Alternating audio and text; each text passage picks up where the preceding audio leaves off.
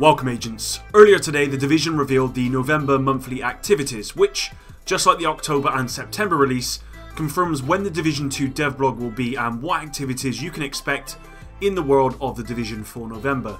Today I want to briefly run through what you can expect and when you should be expecting more Division 2 news.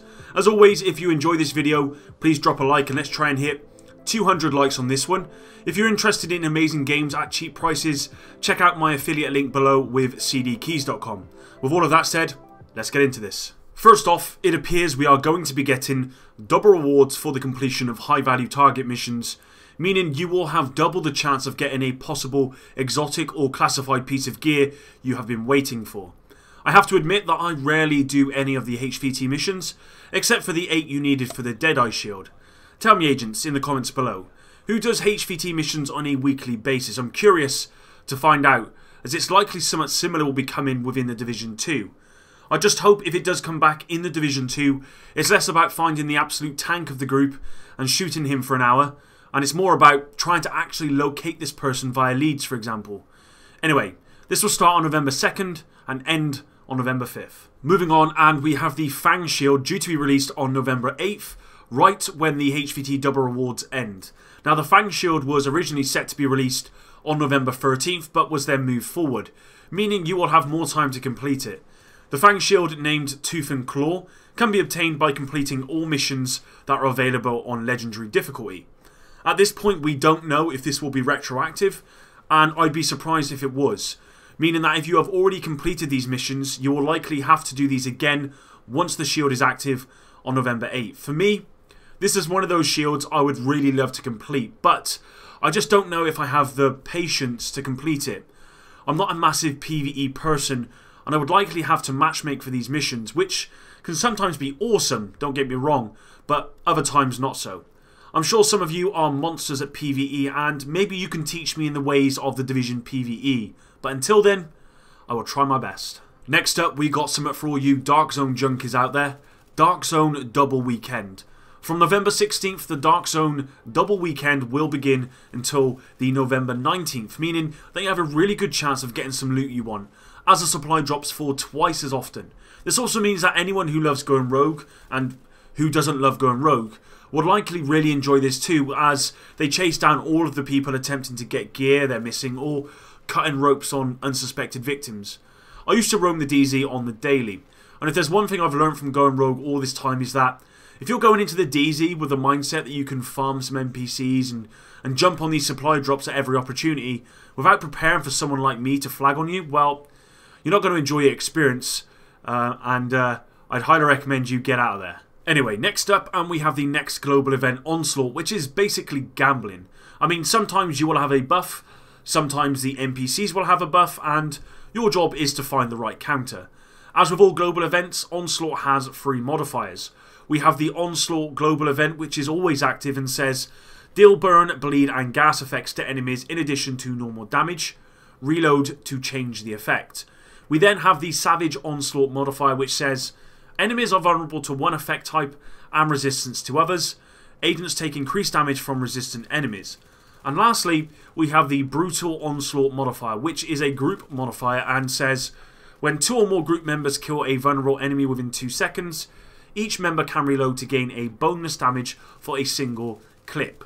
The playlist for this global event is Warren Gate Power Plant, Police Academy, which has to be one of my favourite missions in all of the Division, Broadway Emporium, Russian Consulate and Stolen Signals. So, Lexington it is then. If you want the full details of Onslaught, I will leave a link in the description below which you can check out. And not before, but after the video of course. Onslaught will be available for 1 week from November 19th to November 26th. Next up, and we have the star of the show agents, the Division 2 November devlog, said to be available on Thursday 29th. I would highly recommend you put this one on your diaries agents, because I of course will be covering every bit of this, and I will likely be making a video in the coming weeks talking about what I can expect from this blog, what we can all expect from this blog. Of course, for October's devlog we learned more about the True Sons faction, like how they came to be and their motives. If you have no idea what I'm talking about, check out my recent videos which talk about the True Sons and what happened. Just as a quick question, what do you guys expect we will get from November's devlog? Ubisoft are renowned for drip feeding information on new games, and they've certainly done this with The Division 2, so I'm not expecting anything crazy here. I think it's likely we will learn more about the 4 classes of the True Sons we don't know about yet. We already know there are 10 classes for the True Sons factions, and we already know what 6 of those classes are, but we don't know what the other 4 are, so it's likely we'll hear about those in the November devlog. I'd hope for more, of course, but as the game is still over 5 months away, which makes me very, very sad to say, I'd much rather it be March of next year already. It's likely we will get a sliver of information that might just hint at something more. Similar to what we got with the October blog, which hinted at, and again, if you haven't seen my most recent videos, hinted at possible activities or missions or raids or Dark Zone or survival on the island of Roosevelt. Roosevelt Island, of course, in Washington, D.C.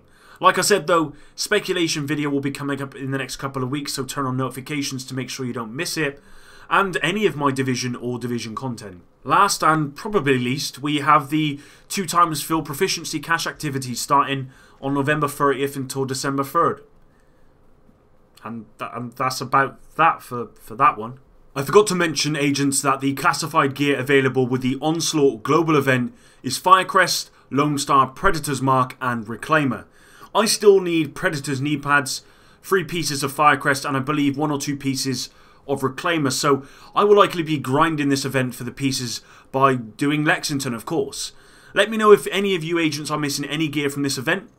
My RNG sucks, so no matter how much time I put into this game, which is well over 3,000 hours at this point, I still have not completed most classified gear sets, and this is kind of my own personal challenge before the Division 2 is released.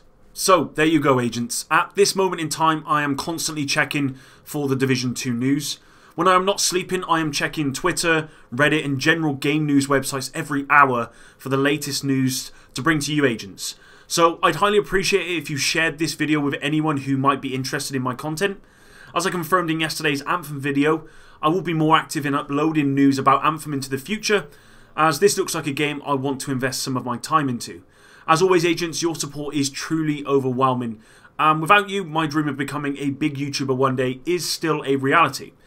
Just, can we make a deal? I won't stop grinding if you don't stop watching. Anyway, thanks again, and until the next one, Epic out.